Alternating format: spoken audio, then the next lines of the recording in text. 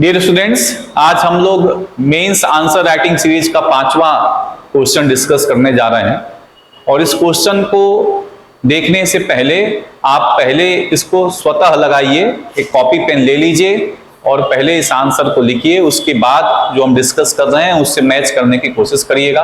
तो चलिए स्टार्ट करते हैं। सवाल बहुत ज्यादा आसान है और सीधे सीधे क्लास प्रोग्राम से आया है, जो क्लास में हम लोग पढ़ते हैं उसी से ये सवाल आपका बना है।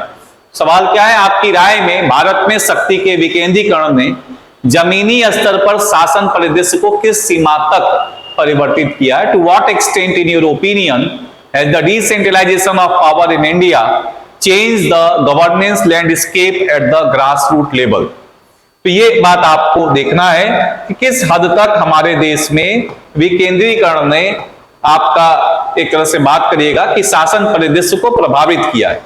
तो पहले कुछ संवैधानिक उपबंध हम लोग देख लें कि क्या क्या संविधान में उपबंध हैं जहां से हमारे यहाँ विकेंद्रीकरण की संभावना है, तो उसके बारे में बात कर लेते हैं। एक आपका है आर्टिकल 40 ऑफ द कॉन्स्टिट्यूशन, जो ऑर्गेनाइजेशन ऑफ विलेज पंचायत की बात करता है, ग्रामीण पंचायत का गठन।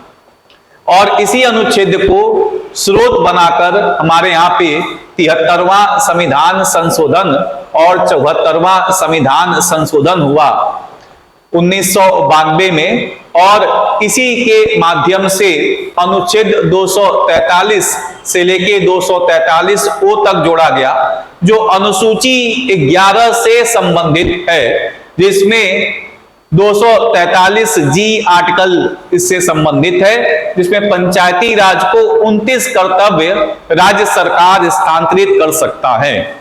इसी तरह से अगर आप बात करेंगे तो 74वें संविधान संशोधन से अनुच्छेद 243 पी से लेके अनुच्छेद 243 जेड जी तक आपके बात किया गया, आर्टिकल 243 जेड जी तक आपका है। और ये शेड्यूल 12 से रिलेटेड है। This is related with schedule 12 of the constitution, which is again related with article 243 W of the constitution, which provide 18 functions to municipalities. तो ये नगर पालिकाओं को 18 कर्तव्य देते हैं। फिर एक महत्वपूर्ण संशोधन कुछ समय बाद हुआ, और ये जो संशोधन है ये कोऑपरेटिव्स का भी गठन करते हैं। कोऑपरेटिव्स का भी गठन किया जाता है। तो कोऑपरेटिव्स का गठन हमारे यहाँ पे 97 संविधान संशोधन अधिनियम 2011 से हुआ, और ये भी स्थानीय स्तर पर कोऑपरेटिव्स के गठन के संबंध में बात करते हैं। और ये अनुच्छेद 243 जेड एच से लेके 243 जेड टी तक दिया गया है, और ये भाग 9 ख से संबंधित है, 9B से रिलेटेड आपका है। तो ये सारा स्थानीयकरण के संबंध में है। फिर अगर आप बात करिएगा तो संविधान में एक पंचायती राज के जो व्यवस्था बनाई गई है, जहां पे वो लागू नहीं होते हैं, वहां पे एक और अधिनियम है, PESA act 1996, provision of extension of Panchayati Raj to schedule areas act, PESA अधिनियम 1996 आपका है। फिर अनुसूची 5 की भी व्यवस्था है और अनुसूची 6 की भी व्यवस्था है। AMTM, आसाम, मेघालय, त्रिपुरा, मिजोरम में अनुसूची 6 में डिस्ट्रिक्ट काउंसिल्स की बात की गई है।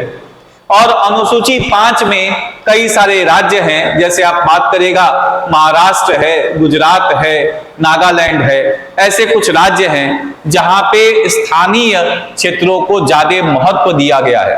तो ये सब स्थानीय क्षेत्र आदिवासी प्रधान क्षेत्र हैं, जहां पे उनके लिए, उनके रख रखाव के लिए, उनकी संस्कृति को बचाने के लिए, उनकी परंपराओं को सजो को रखने के लिए, और उस क्षेत्रों का आपके प्राकृतिक दोहन ना हो, उसके लिए वहां पे ग्राम सभा को बहुत ही मजबूती प्रदान की गई है। तो ग्राम सभा इन सारे क्षेत्रों में किसी भी निर्णय का केंद्र बिंदु है, पेशा में भी है और इन सारे क्षेत्रों में भी आप देख सकते हैं।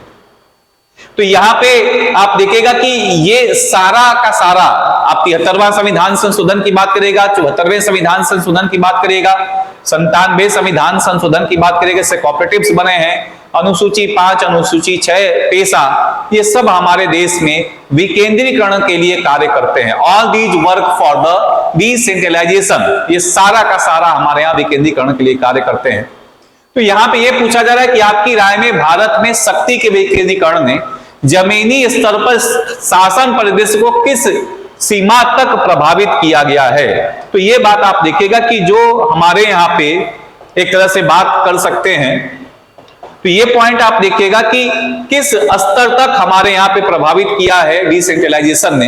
तो डिसेंट्रलाइजेशन में अगर आप बात करेगा तो मेजर अगर आप पॉइंट देखिएगा, डिसेंट्रलाइजेशन ने क्या किया है? डिसेंट्रलाइजेशन ने, विकेंद्रीकरण ने क्या किया है? विकेंद्रीकरण की अगर आप बात करिएगा तो 73वें 74वें संविधान संशोधन की अगर आप बात करेंगे तो पहली बात तो 73वें संविधान संशोधन की अगर आप बात करिएगा तो ये क्या करता है, ये वुमेन, साथ ही साथ में शेड्यूल ट्राइब, साथ ही साथ में शेड्यूल कास्ट, इन सबों के लिए आरक्षण प्रदान करता है, रिजर्वेशन प्रोवाइड करता है। रिजर्वेशन प्रोवाइड करता है कितना? महिला के लिए तो 33% और इस 33% में अगर आप बात करिएगा तो जो चेयरपर्सन का पोजीशन है उसके लिए भी है और साथ ही साथ में सदस्यों के स्तर पर भी है, कैंडिडेट्स जो मेंबर्स हैं उनके स्तर पर भी है। और अगर आप शेड्यूल कास्ट शेड्यूल ट्राइब की बात करिएगा तो शेड्यूल कास्ट शेड्यूल ट्राइब की जनसंख्या, population of schedule caste and schedule tribe in that panchayat area to the total population of the panchayat area, total population of panchayat area. तो ये समझाने का मतलब क्या है, इसको लिखना नहीं है आपको, बस ये समझाने का मतलब ये है, ये भी चेयरपर्सन और वुमेन के लिए प्रोवाइड करता है। तो इससे क्या आप देख रहे हैं, इससे ये देख रहे हैं कि पंचायती राज या विकेंद्रीकरण से क्या हुआ है, पहली बात तो वुमेन इंपावरमेंट आपका हुआ है। तो इससे आप क्या लिख सकते हैं, यहां से आप ये पॉइंट निकाल सकते हैं कि इससे हमारे यहां पे जेंडर जो डेवलपमेंट है वो इंश्योर हुआ है। तो जो हमारे यहां पे नारी सशक्तिकरण की बात करिएगा या जो लैंगिक एक तरह से कहा जाएगा कि विषमताएं थी मैन और वुमेन में, वो भी आपके इससे रोकने की कोशिश की गई है। साथ ही साथ में शेड्यूल कास्ट और शेड्यूल ट्राइब को यहाँ पे रिजर्वेशन देके हमारे यहाँ पे सोशल इंपावरमेंट करने की भी कोशिश की गई है। तो यहां इससे क्या पॉसिबिलिटी हुई है, सामाजिक सशक्तिकरण में भी इसी भूमिका उभर के सामने आई है। प्लस आप देखिएगा पंचायती राज या म्युनिसिपालिटी से क्या हुआ है, ग्रास रूट पार्टिसिपेशन आपका हुआ है, ग्रास रूट पार्टिसिपेशन सुनिश्चित हुआ है, स्थानीय स्तर पर भागीदारी सुनिश्चित हुई है। और जब स्थानीय स्तर पर भागीदारी सुनिश्चित होती है तो इससे यह भी पॉसिबिलिटी होती है कि जो भ्रष्टाचार है इसको कम किया जाए। साथ ही साथ में जब लोग किसी कार्य में खुद भागीदारी करते हैं तो लोगों का मनोबल भी बढ़ता है। इससे यह भी संभावना होती है कि सरकार को, गवर्नमेंट को सिटीजन्स की प्रॉब्लम समझ में आ जाए और यह भी संभावना होती है कि नागरिक सरकार की सीमाओं को समझ पाए। तो there is a better understanding between government and citizen, it is a win win situation for both government and citizen. सरकार और नागरिकों के बीच में एक अच्छी समझ विकसित होती है। साथ ही साथ में आप ये भी देख सकते हैं कि नागरिकों का मनोबल भी बढ़ता है और भ्रष्टाचार कम होने की भी संभावना होती है। इसमें यह भी आप देखिएगा कि पंचायती राज में 29 कर्तव्य और म्युनिसिपैलिटी में 18 कर्तव्य स्थानीय क्षेत्रों को दिए जा सकते हैं। और ये कर्तव्य इतने महत्वपूर्ण हैं कि इससे मानव विकास होने की पॉसिबिलिटी है। जिस राज्य ने जितना ज्यादा विकेंद्रीकरण किया है उसका मानव सूचकांक अगर आप देखिएगा तो वो उतना ही ज्यादा विकसित है। जैसे केरला ने 29 के 29 विषय दे रखे हैं लोकल बॉडीज को, स्थानीय निकायों को। तो ये भी आप देखिएगा कि इससे भी आपका अच्छा डेवलपमेंट होने की पॉसिबिलिटी है। प्लस आप देखिएगा प्रिंसिपल ऑफ सब्सिडियरिटी का सिद्धांत आपका है, प्रिंसिपल ऑफ सब्सिडियरिटी का सिद्धांत है। और यह सिद्धांत क्या कहता है, यह कहता है कि जो काम निचले स्तर पे हो सकता है उसको उसी को देना चाहिए। आउटवर्ड डेलीगेशन तभी किया जाए जब लोकल बॉडी कोई काम नहीं कर पाएगा। तो अगर लोकल बॉडी कोई काम नहीं कर पाए तो स्टेट गवर्नमेंट को ट्रांसफर करे, अगर कोई स्टेट गवर्नमेंट कोई काम नहीं कर पा रहा है तो फिर सेंट्रल गवर्नमेंट को ट्रांसफर किया जाए। तो ये बॉटम टू अप अप्रोच है, नीचे से ऊपर वाला आपका एक अप्रोच है जो कि काम कर रहा है। इस वजह से भी ये इस सिद्धांत पे भी खड़ा उतरता है और इस सिद्धांत के अनुसार काम हो रहा है। तो आप देखेगा कि जो लोकल बॉडीज का इंपॉवरमेंट हुआ है, इससे काफी ज्यादा आपके देश में विकास होने की संभावना है और सारा का सारा अभी जो विकास का कार्य है वो लगभग स्थानीय निकायों को ट्रांसफर किया जा रहा है धीरे धीरे। फिर आप देखेगा जो शेड्यूल एरियाज हैं, या आप अगर बात करेगा पेशा अधिनियम है, तो पेशा अधिनियम में ग्राम सभा को सारे निर्णय का केंद्र बिंदु बनाया गया है। It is the centre of the decision making process. ये सारे निर्णयों का केंद्र बिंदु बना है। तो वहां पे खनन कहां पे होगा, किस जगह की जमीन का अधिग्रहण हो सकता है, कहां पे आपके कोई बिल्डिंग बनाया जाए, कहीं पेड़ कटेंगे, इन सबों पे भी निर्णय ग्राम सभा लेता है। और हर एक आप देखिएगा स्तर पे, जो चाहे आपका ग्राम पंचायत हो, चाहे आपका पंचायत समिति हो, चाहे जिला परिषद हो, सबका मुखिया कोई आदिवासी समूह से ही होगा और 50% सदस्य जो इन सारे आपके स्तर पे होंगे वो सब आदिवासी ही हो सकते हैं। इस वजह से ये वहां के हितों को सुरक्षित रखने के लिए सक्षम आपका है। तो ये जनरल पॉइंट आप देख सकते हैं। दीज आर द पॉइंट्स जो इस क्वेश्चन में आप देख सकते हैं। क्वेश्चन आपका क्या है, क्वेश्चन अगर आप बात करिएगा,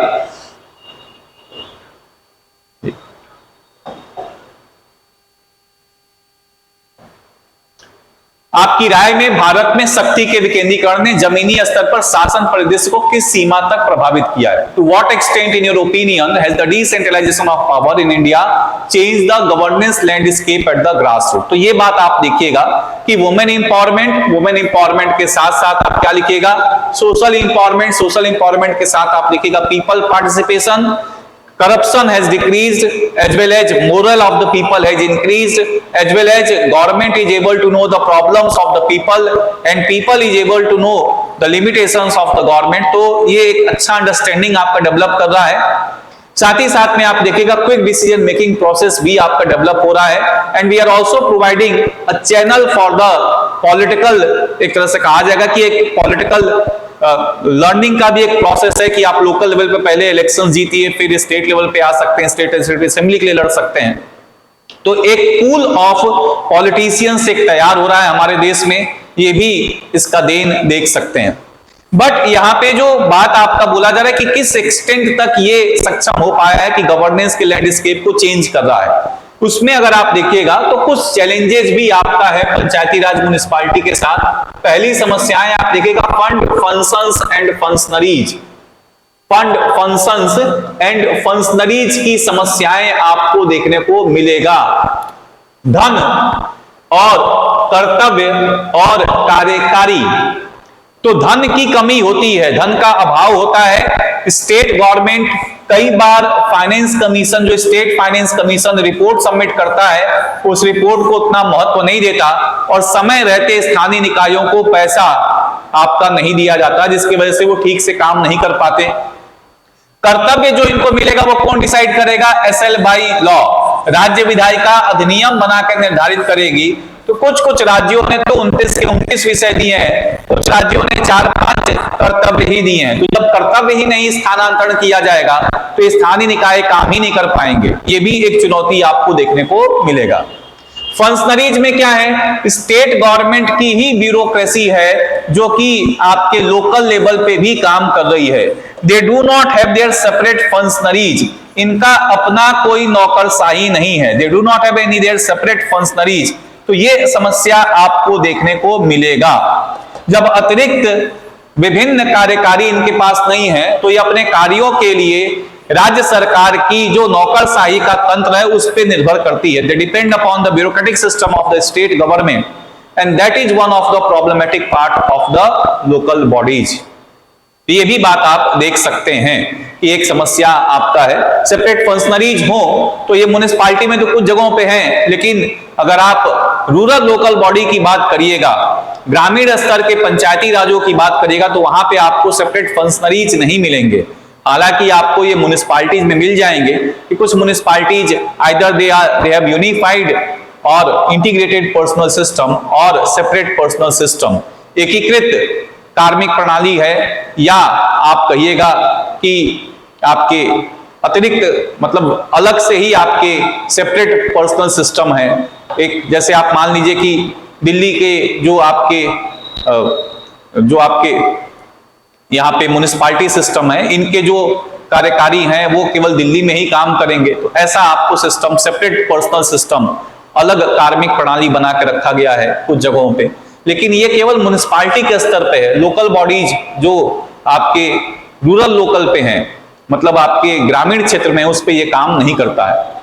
तो ये भी बात आप देख सकते हैं। फिर अगला प्रॉब्लम आपको क्या देखने को मिल सकता है, यहाँ पे वुमेन इंपावरमेंट के नाम पे कई जगहों पे क्या होता है, पति पंचायत आपका होता है। ये भी एक चुनौती है जो आप देख सकते हैं। और सोशल इंपावरमेंट के नाम पे कई बार क्या होता है, डमी कैंडिडेट्स खड़े कर दिए जाते हैं, डमी कैंडिडेट्स खड़े कर दिए जाते हैं। तो ये भी पंचायती राज के लिए एक चुनौती, लोकल बॉडीज के लिए एक चुनौती आपके है।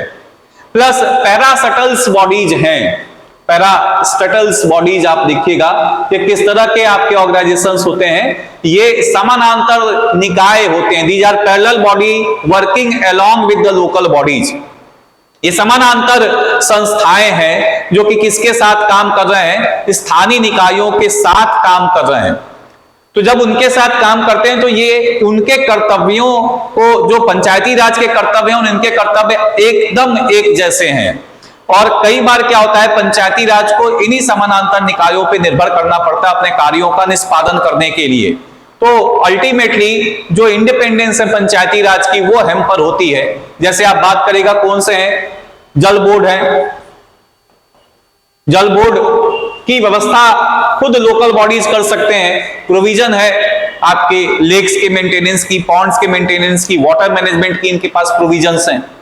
फिर आपके एजुकेशन बोर्ड जो आपका होता है, स्टेट एजुकेशन बोर्ड, शिक्षा का भी इनके पास एक प्रबंध है, आपका एक एंटी एजुकेशन भी है।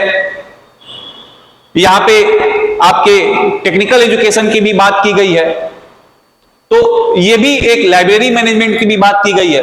तो उसके बावजूद ये एजुकेशन बोर्ड्स पे डिपेंडेंट होते हैं, इलेक्ट्रिसिटी बोर्ड्स पे डिपेंडेंट होते हैं, और साथ ही साथ में डिस्ट्रिक्ट लेवल पे कुछ अधिकारी, कुछ आपका ऑर्गेनाइजेशन को DRDA के नाम से आप जानते हैं, डिस्ट्रिक्ट रूरल डेवलपमेंट अथॉरिटी। तो मैक्सिमम फंड अगर स्टेट गवर्नमेंट को लोकल बॉडी को बाईपास करना होता है तो वो फंड किसके थ्रू करता है, स्टेट गवर्नमेंट अपना फंड एक तरह से DRDA के थ्रू यूज करवाना शुरू कर देगा। अदरवाइज अगर वो लोकल बॉडीज को प्रमोट करना शुरू चाहेगा, तो लोकल बॉडीज को प्रमोट करना चाहेगा तो फंड इनके थ्रू आपका इंप्लीमेंट करवाएगा। तो ये सारे प्रॉब्लम्स आप देख सकते हैं जो कि हमारे लोकल बॉडीज फेस करते हैं। तो एक एक्सटेंट तक तो इंपावर किया गया है, लेकिन अभी भी बहुत सारी कमियां हैं हमारे लोकल बॉडीज में। They are not given funds on timely basis, functions are not devolved and they do not have separate functionaries. समय रहते धन नहीं दिया जाता, कर्तव्यों का विकेंद्रीकरण नहीं हुआ है, और इनके पास अपना अलग एक नौकरशाही व्यवस्था नहीं है। साथ ही साथ में कुछ समानांतर निकाय भी हैं जो इनके कर्तव्यों के निष्पादन करने से इनको रोकते हैं, और ये स्थानीय निकाय उन पर निर्भर होते हैं अपने कार्यों को करने के लिए। तो ये पॉइंट लिख के आप कंक्लूड कर सकते हैं। अल्टीमेटली आप यही लिख सकते हैं कि दो the Panchayati Raj has transformed the Indian आपके एक तरह से administrative system, but it has to change or it has to reform itself in order to promote better development of India। तो आप ये लिख सकते हैं कि पंचायती राज ने भारत की आपकी पूरे विकास के परिवेश को बदला है, लेकिन अभी भी इनमें बहुत ज्यादा सुधार की गुंजाइश है ताकि देश को और आगे बढ़ाया जा सके। तो आज के लिए इतना ही, थैंक्स।